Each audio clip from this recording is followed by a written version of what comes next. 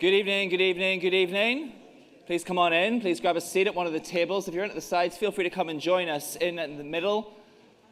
Welcome to There Is Hope here at Carrubbers Christian Centre. My name is David. We're a church of people who believe that there is hope for this world in the face of all of the challenges that we're currently facing. Tonight we're going to be exploring one of the biggest challenges, one of the biggest issues that seems to be confronting us in our day and age. And we're asking ourselves the question, is there hope in the climate crisis? Here's what you can expect this evening.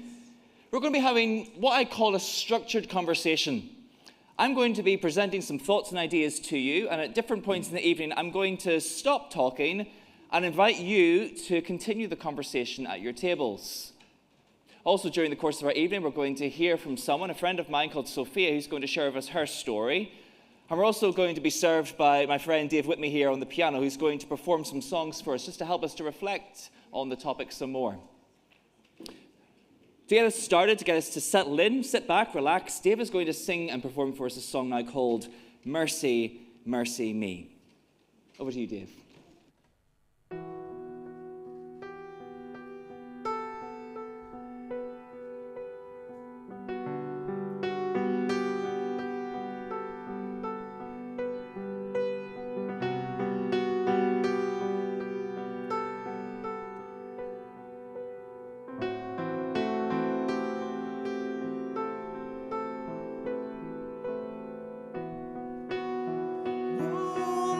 Mercy me. All things ain't what they used to be. No, no.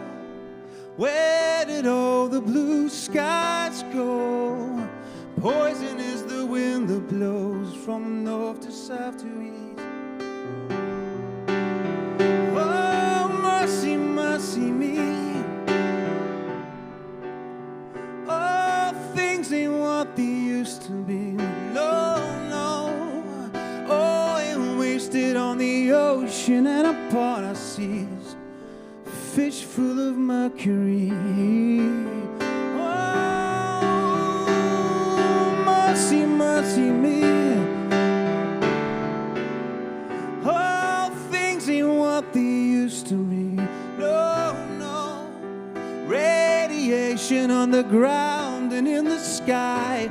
Animals and birds who live nearby are dying. Whoa, mercy, mercy me. Oh, things ain't what they used to be. What about this overcrowded land? How much more abuse from woman can she stand?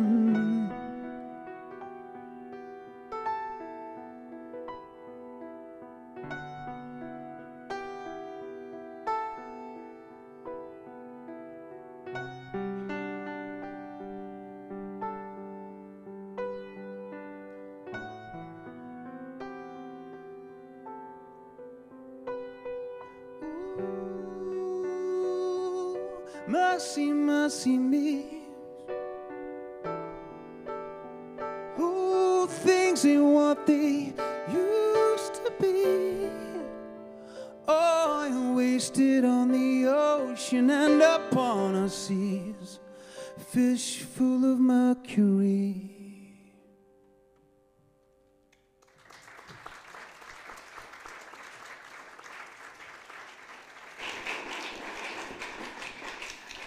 Thanks, Dave. Why don't you just turn to the people around your tables and just introduce yourself, give you your name, where you're from.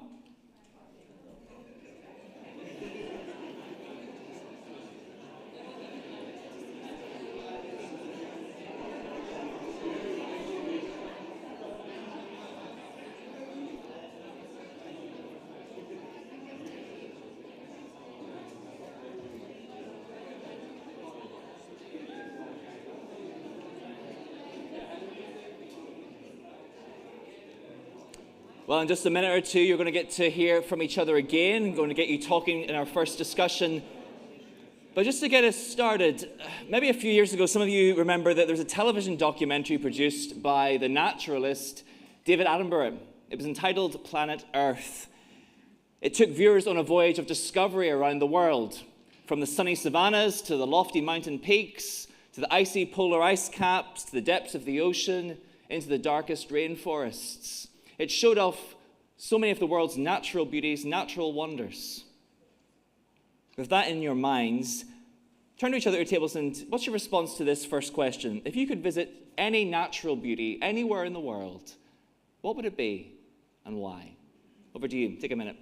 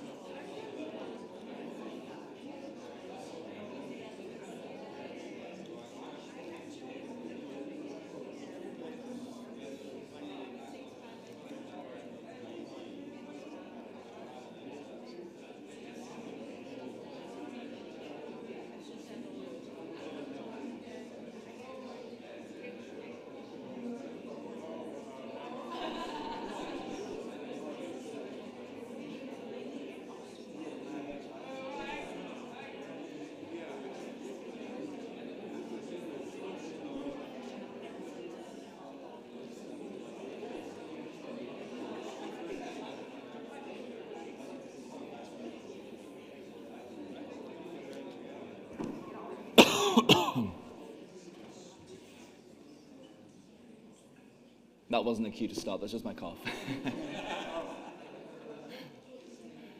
For me, I think my answer would be the Grand Canyon. Anyone who's been? Canyon. Anyone who's been to see the Grand Canyon? Lots of people have been to the place where I want to go.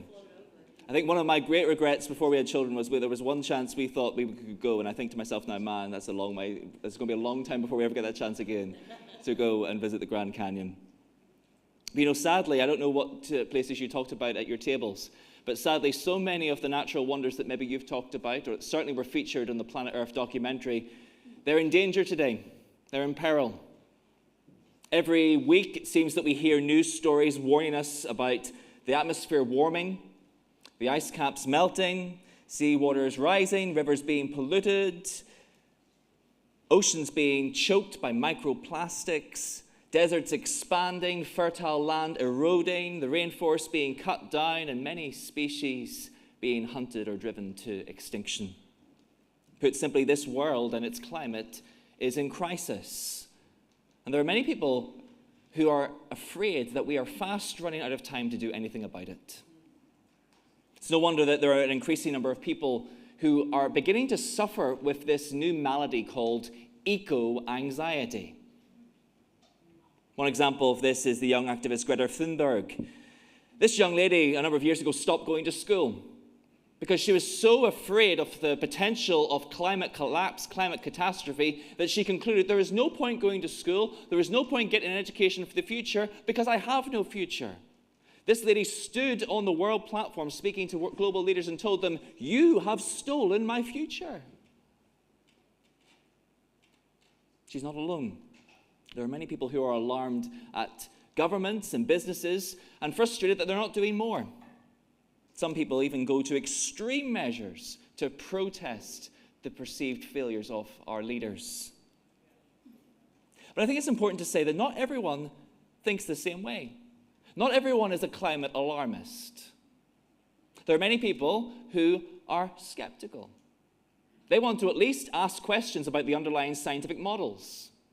They at least want to have a grown-up adult conversation about these policies and proposals that are being put on the table and whether they are going to be the most effective at actually doing anything helpful and whether they're the most cost-effective ways of addressing a changing climate. And I think these are conversations worth having. Now, I want to pause again and invite you at your tables to respond to these two questions. Take 5 minutes for this one. Would you maybe share, how do you feel about the climate crisis? Are you an alarmist? Are you a skeptic? Are you somewhere in between? What are your feelings about the climate crisis? And can you share, have you made any changes to your lifestyle as a result of all of these stories that we've heard about the challenges facing our world? Have you made any changes personally? Over to you. Take 5 minutes.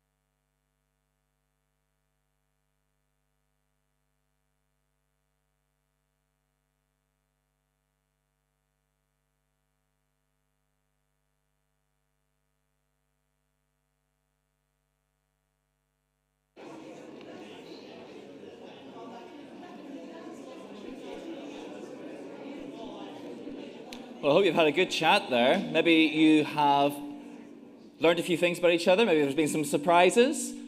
I didn't see anyone falling out and fighting, so that's good. Well done. Well done. You know, how we respond to the climate crisis is going to be influenced by our deepest beliefs. Whether you realize it or not, all of us have what you call a worldview. A worldview is like a pair of glasses that we go around wearing all the time, and it colors the way we see the world around us. A worldview is the story that we tell ourselves that answers questions like, where have we come from? Why are we here? Who are we? And what hope is there for the future? And in my experience, discussions around the climate crisis always seem to be dominated by one worldview, the secular worldview, and a particular story it tells that I call the Mother Earth story. And according to the Mother Earth secular story, the only hope for this world is us and what we choose to do, specifically what we choose to do in the next couple of years. That's the only hope. The hope rests with us. The Mother Earth story is encapsulated by the slogan that you often see at protests and at marches and demonstrations that says, there is no planet B. That's why we should go after this one, because there's no alternative. And many secular people believe that this life, in this world, that is all that that there is. Everything that exists, everything that we see and experience around us is simply the chance outcome of time, chance, and natural selection. According to this belief system, the fact that the world that we live in is habitable, that it can support life, that it has all these diverse biosystems, ecosystems, that is all just an accidental chance. It's fragile. And they fear that what human beings do could throw off that balance. And so just as this planet was once formless and lifeless, again, it will be rendered lifeless. That's the fear. But one of the challenges for the secular worldview is the challenge of motivation. How do we help people to move beyond selfishness? How do we get people to move beyond their apathy? How do we get people to actually care about the planet and other people who live on the planet? Why shouldn't we just be selfish? Why should we inconvenience ourselves and change our lifestyles now for the sake of future generations of people who don't even exist now, who might never exist? Why should we do that? What if you live on high ground and you're not going to be affected by sea level rises? You're fine. You've got good insurance. What if you're in a cold country like Scotland and the idea of temperature rising sounds like a good thing?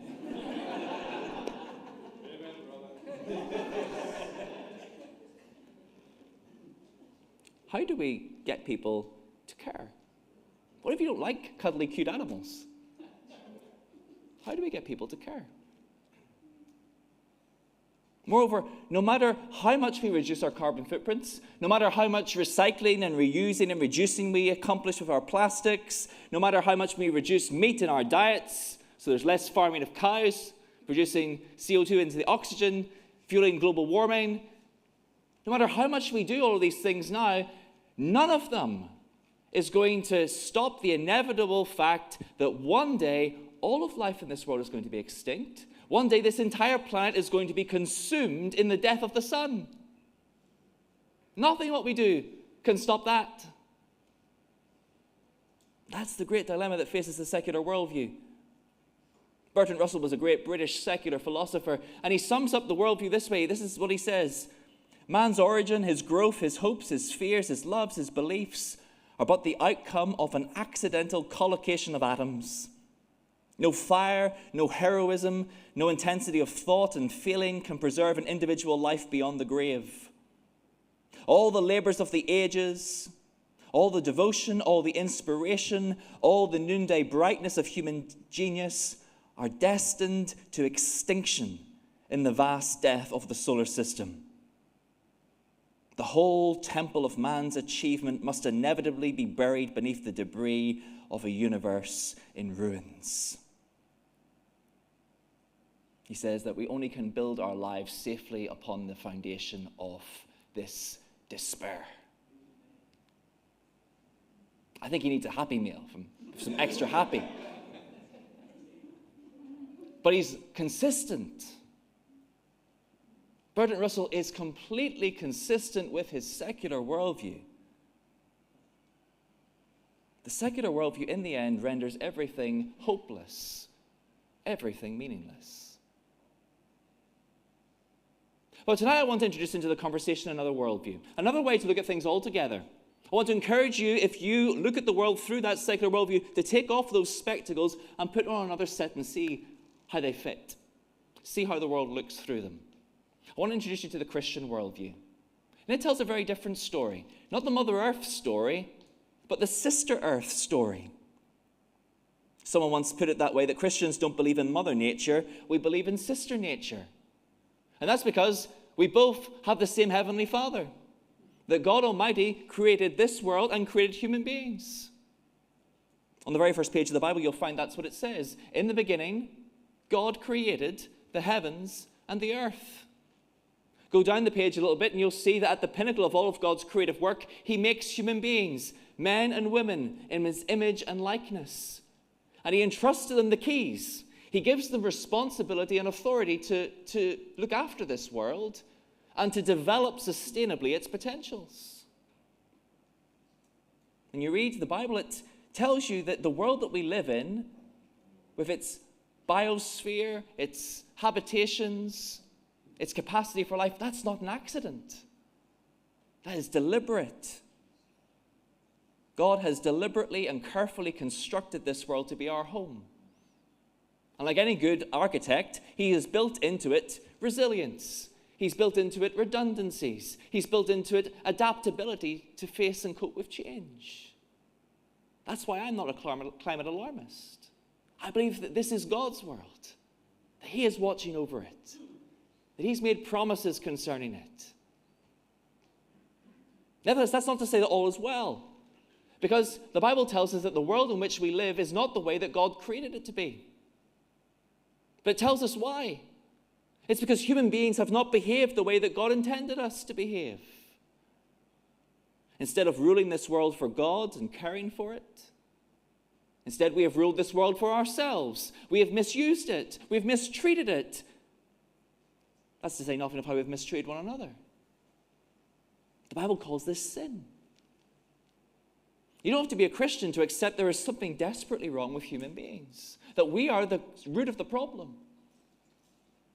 Gus Speth for many years was a UN development officer. He worked in the environment and climate change. But years later, he wrote this reflection. He said, I used to think that the top global environmental problems were biodiversity loss, ecosystem collapse, and climate change. I thought with 30 years of good science, we could address those problems. But I was wrong. The top environmental problems are selfishness, greed, and apathy. And to deal with these, we need a spiritual and cultural transformation. And we scientists don't know how to do that. And so that's the bad news. The biggest crisis that we face is not the climate crisis, it's a spiritual crisis. It's a spiritual crisis in every single one of us. It's the sin that resides within each of our hearts, that drives our greed, our apathy, our selfishness.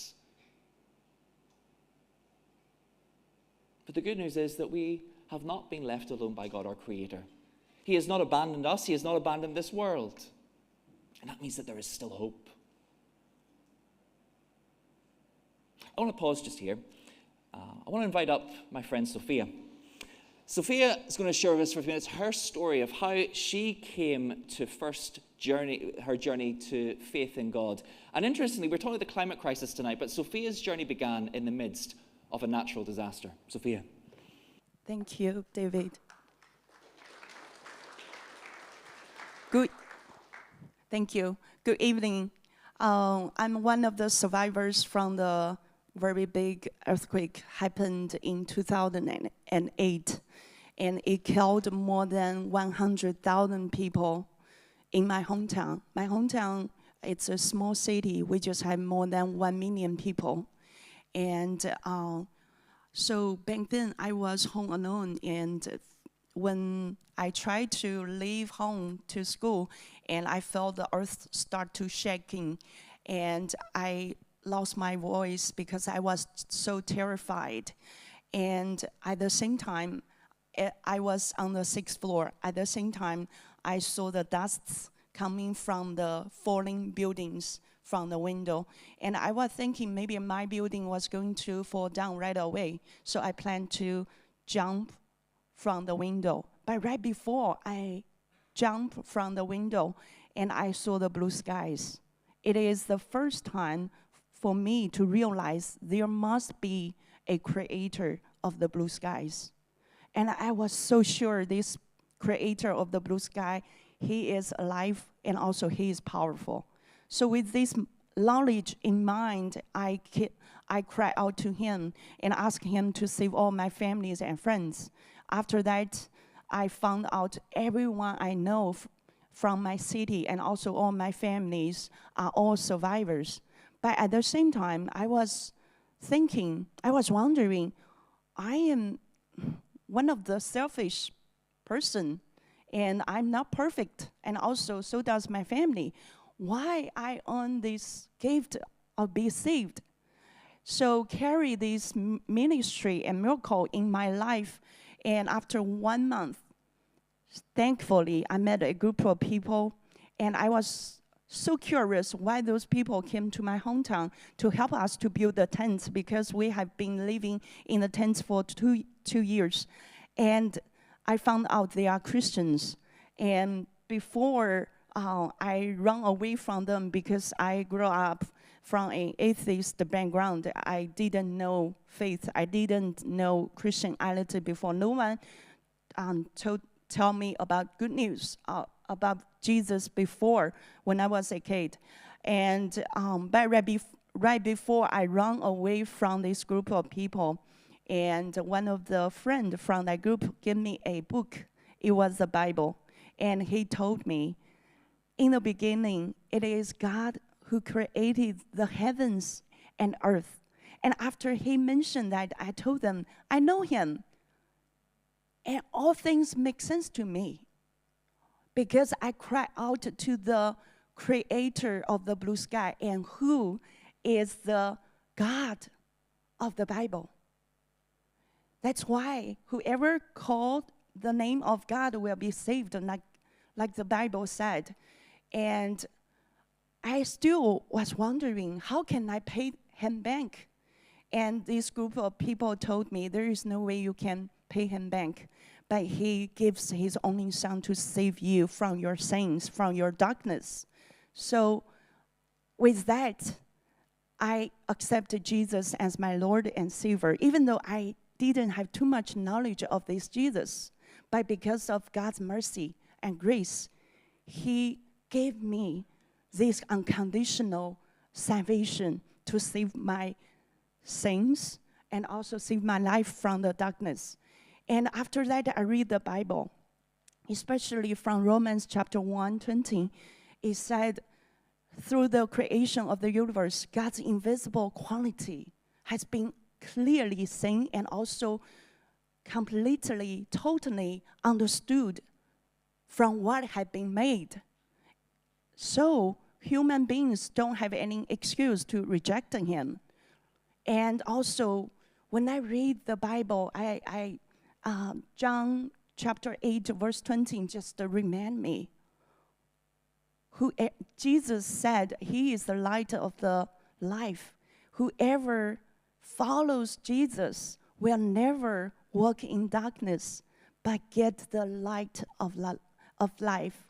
So this is just not just the God of the Bible, God of blue sky saved my life twice, but also the biggest gift is that he solved the biggest crisis in my life. He saved me from my darkness, and he saved me from my sins. So I want to pray for you and also encourage all of you, just don't be scared of any crisis, but find the true light. Because Jesus promised to me, he is the light of life, and also he can be your knight in all the crises. God bless you.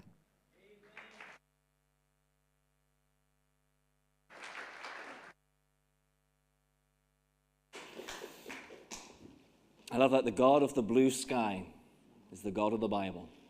And he's the God of hope. He's the God who made this world, and he's the God who can remake this world. He's the God who can heal this world. He's the God who's the only hope for this world. He's the God who introduces himself in the person of Jesus Christ.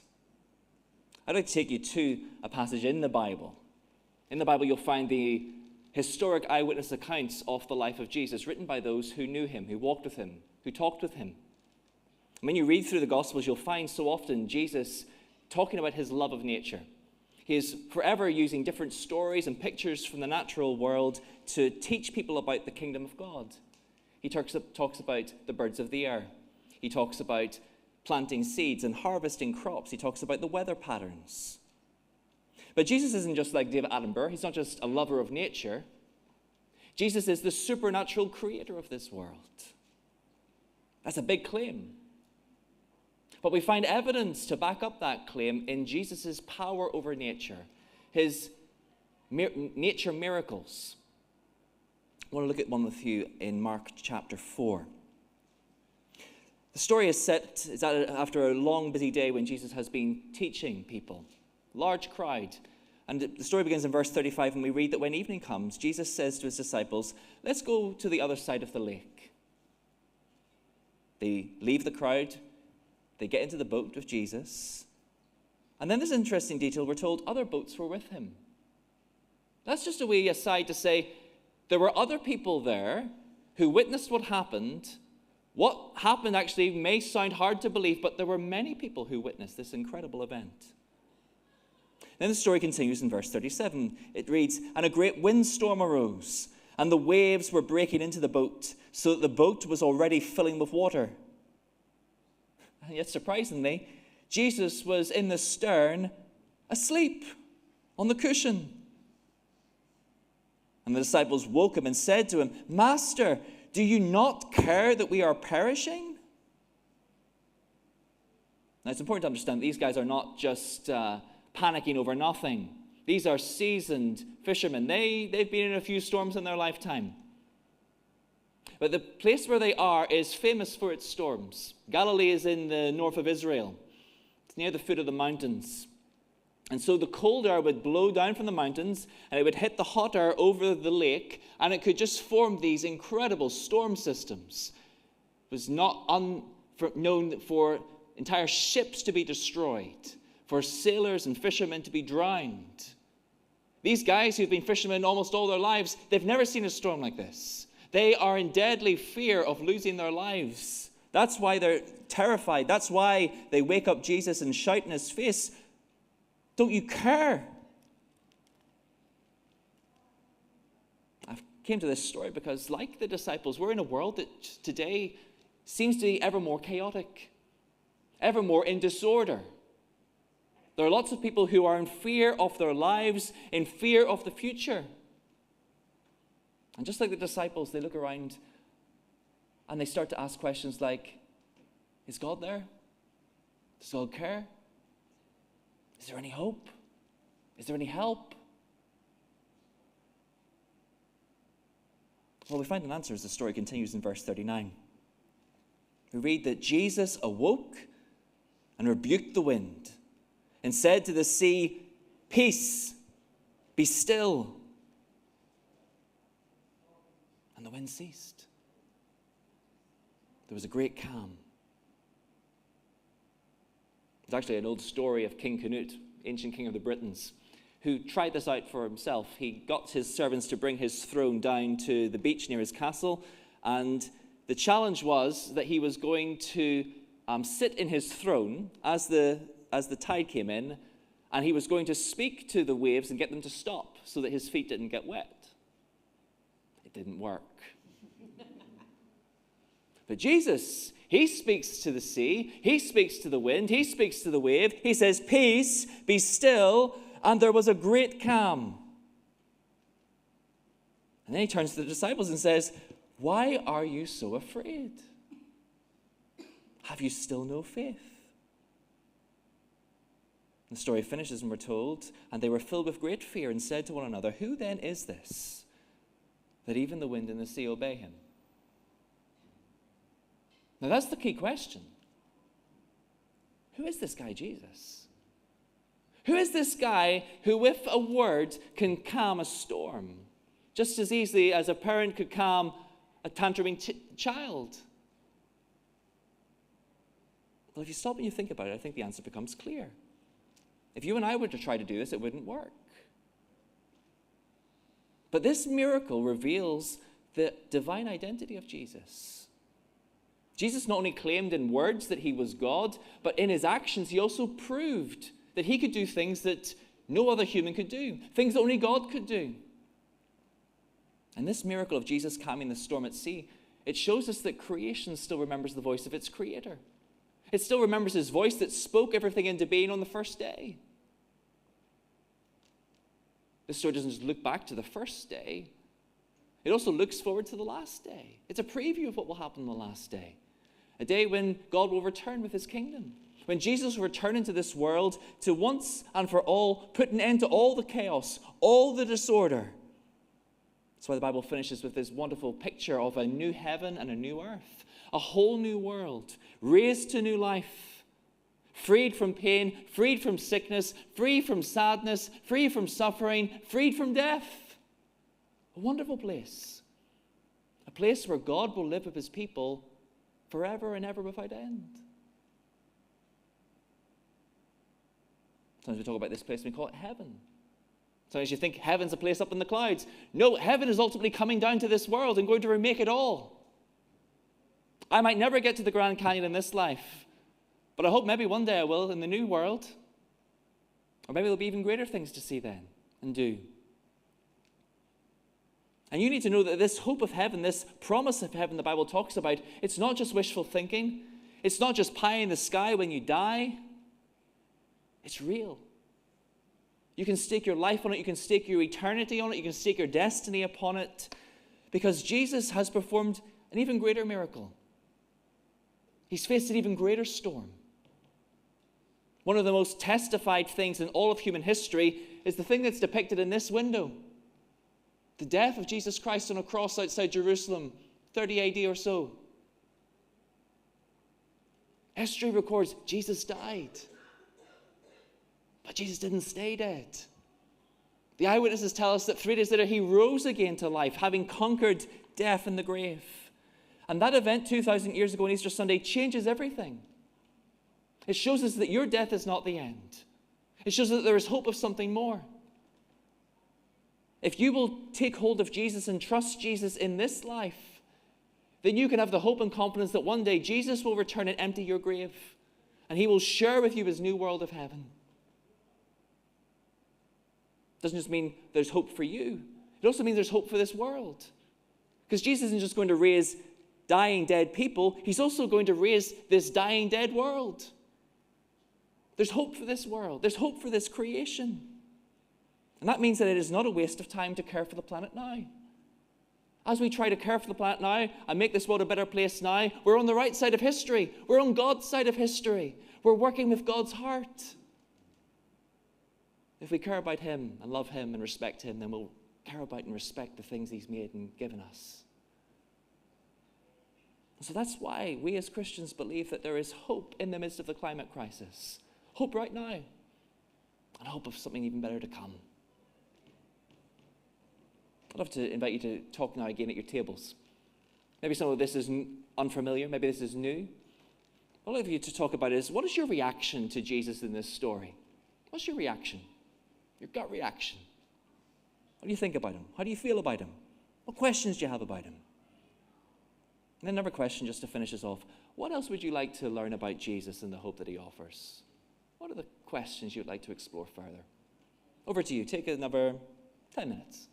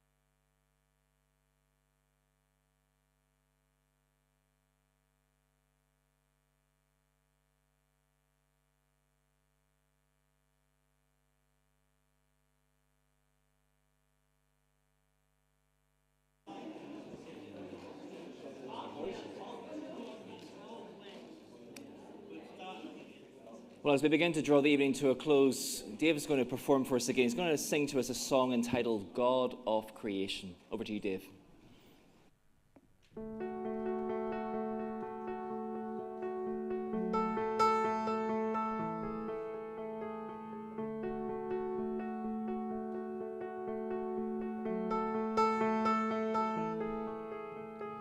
God of creation, there at the start, before the beginning of time.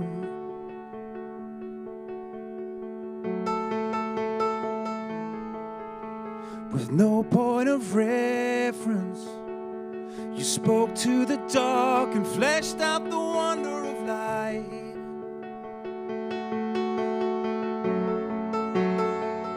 And as you speak, 100 billion galaxies are born. In the vapor of your breath, the planets form. If the stars were made to worship, so will I. I can see your heart in everything you made.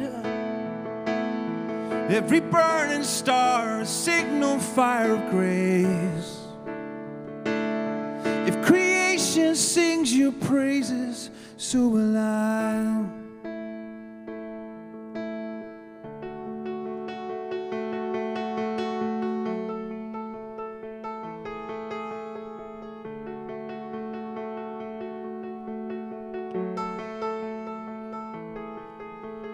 God of your promise, you don't speak in vain, no syllable empty or void.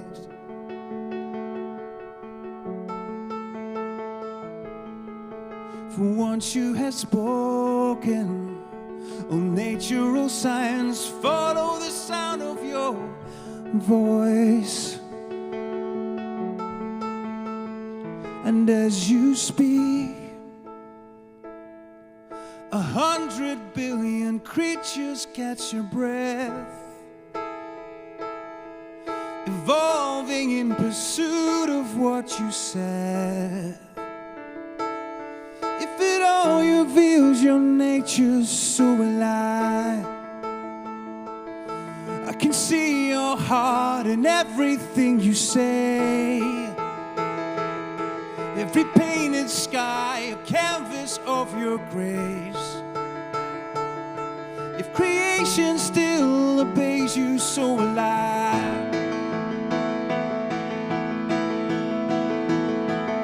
So will I.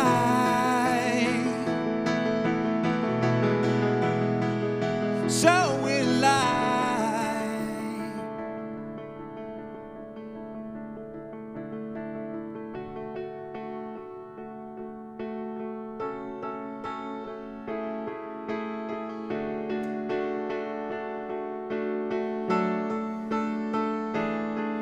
The stars were made to worship, so will I.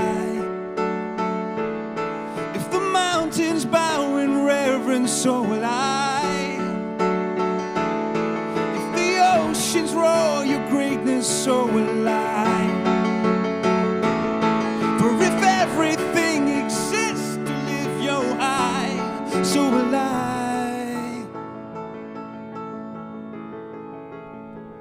And as you speak,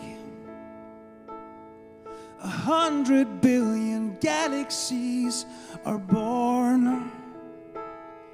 In the vapor of your breath, the planets form. If the stars were made to worship, so will I.